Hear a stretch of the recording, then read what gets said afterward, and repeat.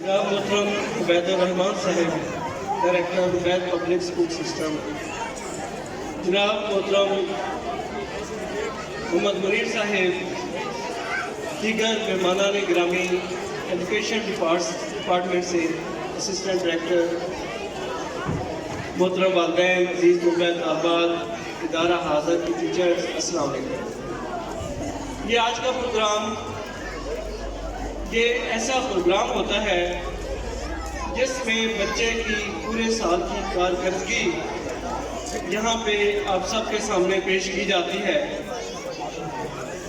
بلا شبہ اس پوری محنت میں جہاں پہ ادارے کی ایڈمنسٹریشن انوالو ہوتی ہے، وہاں پہ سب سے اہم کردار اس ادارے کی ٹیچرز کا ہوتا ہے اور والدین کا ہوتا ہے، جس میں بچے کی پورے سال کے اندر جو امپرومنٹ ہے وہ دونوں کی کاوش سے اور بچے کی اپنی محنت سے اس کاوش کو یہاں پہ پیش کیا جاتا ہے۔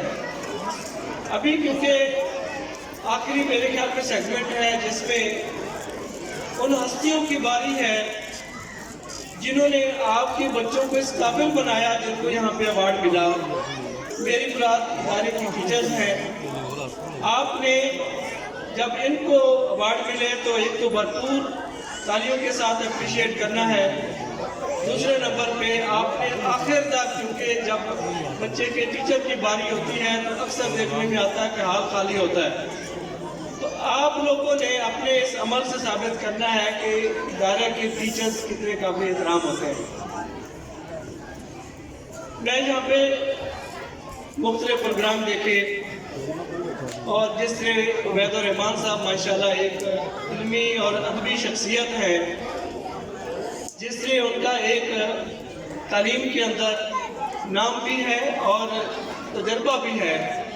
یہاں پہ مجھے ان کی سربراہی میں ایک ایسی جھلک ملی کہ ماشاءاللہ بچے یونیفارم میں بھی آئے ہیں، جتنے خوبصورت لگ رہے تھے کہ اچھی یونیفارم بچوں کی ہے کہ ڈریسز کی ضرورت میری پیش آ رہی تھی، اور میں خوش ہو رہا تھا کہ عبید صاحب کو دیکھیں اتنا اچھا پروگرام بچوں کی یونیفارم میں پیش کیا۔ یہ ہم ایسے آپ لوگوں کے اخراجات بڑھا دیتے ہیں اینول فنکشن کے نام پہ، تو یہاں پہ بڑے اچھے انداز میں بچوں نے والدین کا کردار اور اسلام کے اندر میاں اور بیوی اس کے رشتے کا بھی اظہار کیا اور اہمیت کو بھی ہمیں بتایا۔ میں سمجھتا ہوں کہ یہ اس ادارے کا خاصہ ہے کہ تعلیم کے ساتھ مختلف پروگرام کی شکل میں ایک تربیت کا پہلو بھی انہوں نے اجاگر کیا۔ میں اس خوبصورت پروگرام کو پیش کرنے پہ، ارینج کرنے پہ ادارے کے ایڈمنسٹریشن اور ٹیچرز کو مبارکباد پیش کرتا ہوں، اور آپ سب کو بھی مبارکباد دیتا ہوں کہ آپ لوگوں نے ایک اچھے ادارے کا انتخاب کیا، اور ان تمام والدین اور بچوں کو خصوصی طور پہ مبارکباد جن بچوں کو یہاں پہ پوزیشن ملی ہے۔ میں عبید صاحب کے الفاظ کو کوٹ کرتا ہوں کہ معاشرے میں کامیاب انسان بننے کے لیے پوزیشن ضروری نہیں ہے۔ میں نے بہت سارے ایسے اپنے کلاس فیلوز دیکھے ہیں جن کی پوزیشنز آتی تھیں، آج وہ زندگی کی اس دوڑ میں بہت پیچھے ہیں، اور وہ میرے کلاس فیلوز جو میڈیاکرز ہوتے تھے جن کی پوزیشن نہیں ہوتی تھی، وہ آج پریکٹیکل لائف میں بہت آگے جا چکے ہیں۔ تو اس لیے اصل چیز ہے کہ بچے نے سیکھا کیا ہے اور اس کی تربیت کیسی ہوئی ہے۔ باقی جو نمبروں کا ہیر پھیر ہے یہ محنت کا ہے۔ اساتذہ جو ہیں وہ تو جیسے بارش برستی ہے تو نیچے کوئی اللہ کی طرف سے تفریق نہیں ہوتی، لیکن وہ جو مٹی ہے اس کی زرخیزی ہوتی ہے کہ کہیں پہ پودا کسی رنگ کا ہوتا ہے، کسی ٹیسٹ کا ہوتا ہے، تو یہاں پہ بھی جب ٹیچر پڑھاتا ہے تو وہ ایک جیسا جو ہے وہ بچے کو لیکچر دے رہا ہوتا ہے، باقی ہر کے بچے کی قابلیت ہے اور محنت ہے جس کی بنیاد پہ اس کو ایوارڈ ملتا ہے۔ میں میڈل بورڈ کے حوالے سے چند باتیں کروں گا۔ ایک تو عبید صاحب نے فیڈرل بورڈ کی سلیکشن کر کے ایک اچھے بورڈ کا انتخاب کیا۔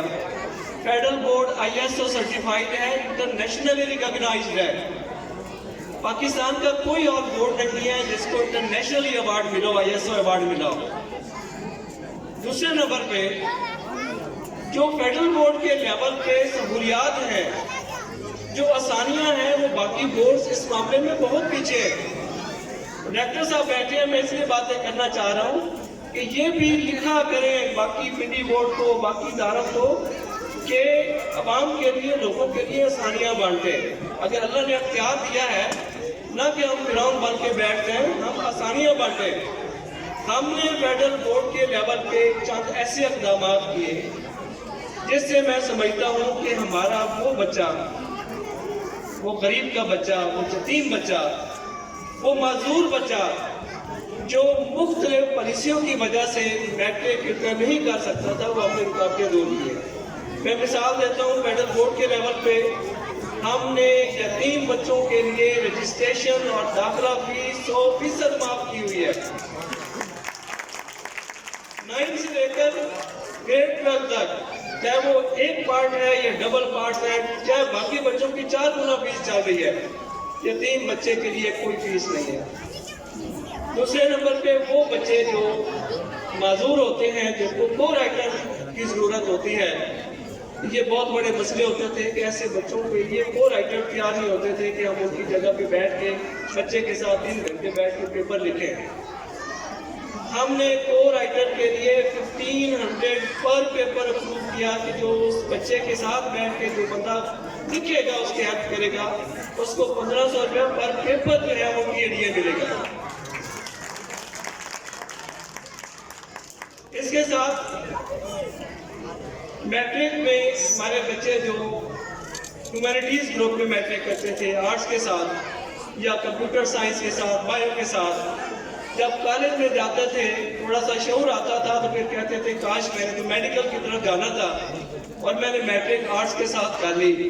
اس کے بعد اس وقت نہ تو کوئی کالج داخلہ دیتا تھا, نہ کوئی بورڈ اس کو الاؤ کرتا ہے. ہم نے فیڈرل بورڈ کے لیول پہ اس کو اوپن کر دیا ہے کہ آپ کی میٹرک کسی بھی سبجیکٹ کے ساتھ ہے. آپ جب کالج میں داخلہ لیں گے, فیڈرل بورڈ اس کی اجازت دیتا ہے کہ آپ دوبارہ کسی بھی سبجیکٹ کمبینیشن کے ساتھ اپنی جو ہے وہ انٹر کمپلیٹ کر سکتے ہیں. اس کے ساتھ ہم نے ایڈیشنل سبجیکٹ الاؤ کیا. میں مثال دیتا ہوں, ایک بچے نے میڈیکل میں FSC کی ہے اور آج کل IT کا دور ہے کہ میں نے کمپیوٹر سائنس کی طرف جانا ہے, جسٹ ایک پیپر کمپیوٹر سائنس کا ایز ایڈیشنل سبجیکٹ دے گا, اس کے بعد اس کے لیے یونیورسٹی اور آگے کمپیوٹر سائنس کو پڑھنے کے لیے کوئی رکاوٹ نہیں. مزید ہمارے بچے جو فیل ہو جاتے تھے تو ان کی مارک شیٹ میں بڑا موٹا سا لکھا ہوا آتا تھا گریڈ F اور فیل. ہم نے اس کو چینج کیا کہ کوئی بچہ ناکام نہیں ہے, فیل نہیں ہے. اب کوئی بچہ کسی کے مارکس کم ہوتے ہیں, پاسنگ مارکس نہیں ہیں, اس کے اس سبجیکٹ کے آگے ری ٹرائی لکھا ہوا تھا کہ دوبارہ کوشش کرے. اس کو ہم ناکام نہیں کہتے, فیل نہیں کہتے. پھر وہ بچے جو سپلیمنٹری ایگزام میں پاس کرتے تھے, وہ ان کے لیے مارک شیٹ یا سند میں سپلیمنٹری ایگزام ہوتا تھا, وہ جہاں پہ بھی جاتے تھے تو دیکھنے والا سب سے پہلے یہ کوشچن لیتا تھا کہ یہ اپنی اسٹڈیز میں ویک رہا ہے جس نے سپلیمنٹری ایگزام پاس کیا ہے. ہم نے سپلیمنٹری ایگزام کا ورڈ ہی ختم کر دیا, اس کو فرسٹ اینول ایگزام اور سپلیمنٹری والے کو ہم نے سیکنڈ اینول ایگزام, اور کہیں پہ بھی وہ سپلیمنٹری اور اس کا ذکر نہیں ہوتا. جسٹ اینول ایگزامینیشن 2023, کیا اس نے فرسٹ میں پاس کیا یا سیکنڈ میں پاس کیا. یہ وہ چند سی باتیں ہیں, کیونکہ آگے پروگرام بھی تھوڑا سا رہتا ہے, تو آخر میں صرف میں نے ایک بات کریکٹر بلڈنگ میں کرنی ہے کہ ہمارے معاشرے کے اندر جو لڑائی ہے نا, جو جھگڑا ہے, وہ ایک بات یہ ہوتا ہے کہ میرا حق نہیں مل رہا. ہر بندہ حقوق کی بات کرتا ہے, فرائض کی طرف کو جاتا نہیں ہے. میں کہتا ہوں کہ اگر ہم صرف فرائض کو پورے کرنے والے بن جائیں تو معاشرے میں کسی کا حق رہتا نہیں ہے. کیونکہ فرائض کی جب بات کرتے ہیں تو اس لیے اپنی ذات کی طرف ہوتی ہے, کیونکہ جو دوسرے کا حق ہوتا ہے وہ میرا میرے اوپر فرض ہوتا ہے. تو ہم اپنے فرائض کو پورا کرنے والے بن جائیں. اور رول ماڈل بننے کے لیے میں ایک ایگزامپل ہمیشہ دیا کرتا ہوں کہ قدیم یونان میں جیسے ہماری آج کل قوم کی حالت ہے کہ اگر ایک بندہ اشارہ توڑ کے گاڑی گزار رہا ہے تو پیچھے 4 اور جو ہے وہ اشارہ توڑ کے اور گزر جاتے ہیں، قانون کی پابندی نہیں کرتے۔ ایسے ہی یونان کے اندر قدیم یونان میں عوام کی کچھ ایسی حالت تھی، بادشاہ نے ججمنٹ کرنے کے لیے اعلان کیا، ایک شہر کے باہر ایک بہت بڑا کنواں کھدوایا اور اعلان کیا کہ تمام شہری رات کے اندھیرے میں ہر شہری دودھ کا 1 گلاس اس گڑھے میں ڈالے گئے۔ میرے جیسا کوئی مزدور شہری تھا، اس نے سوچا کہ میں پانی کا گلاس ڈال آتا ہوں، اور ڈائریکٹر صاحب جو ہے وہ ماشاءاللہ اچھے انسان ہے، وہ دودھ کا پانی وہ گلاس ڈال لیں گے۔ ایسے ہی ہر بندے نے سوچا، جب صبح اس کنویں کو گڑھے کو دیکھا گیا تو وہ پانی سے بھرا ہوا تھا، دودھ تھا نہیں۔ ہم اپنی سوچ کو بدلیں، ہم کیوں یہ امید رکھتے ہیں کہ دوسرا اچھا کرے، میں غلط کام کر لوں تو وہ ٹھیک ہے۔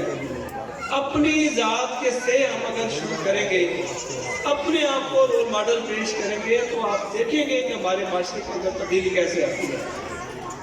تو میں ہمیشہ ہی اپنے ٹیچرز کو بھی کہا کرتا ہوں اور والدین کو بھی کہ سب سے بڑے جو ٹرینر ہیں نا، آپ کو زبان سے کچھ کہنے کی ضرورت نہیں ہے، آپ اپنے عمل سے اچھے کام کرتے جائیں۔ یہ بچہ جو ہے آپ کو دیکھ کے سیکھ رہا ہے، اور آپ دیکھیں گے کہ یہ ہماری آنے والی نسل، ہماری ملک کا فیوچر جو ہے وہ کیسے جو ہے وہ رول ماڈل بنتا ہے اگر ہم اپنے آپ کو ٹھیک کریں۔ تو میں آخر میں عبید صاحب کا بہت شکریہ ادا کرتا ہوں اور ان کی ٹیم کا، جنہوں نے مجھے اس قابل سمجھا اور اس خوبصورت پروگرام میں شرکت کا موقع مہیا کیا۔ جزاک اللہ۔